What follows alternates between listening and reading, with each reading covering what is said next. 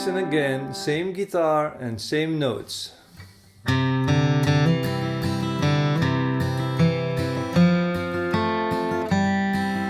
Alright, so if you're playing flat picking alone and it sounds flat, well, there are many possible reasons for this, but one problem that I see is that everything is treated like melody, and it's not.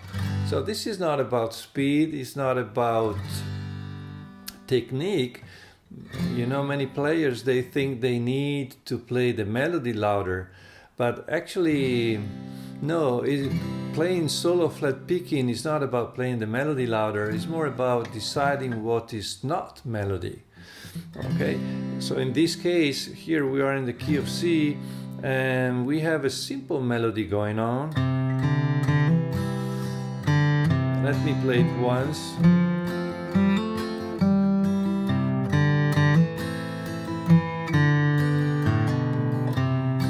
And in between those melody notes, I have several strums. And they are really important. They support the melody and they provide the harmony. We are in the key of C and we play a C, an F, C, A minor, G, C.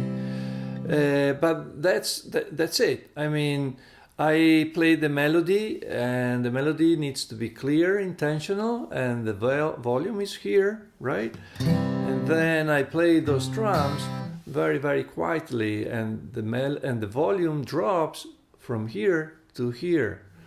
And by the way, if you need the tab for this, just write clarity in the comments and I will send you the link. Again, so you don't want to go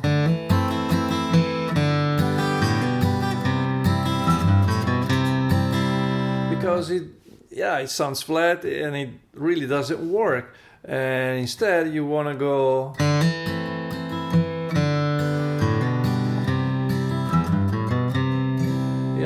huge difference. Again, playing solo flat picking is about deciding what's not melody. And now we play this example one more time.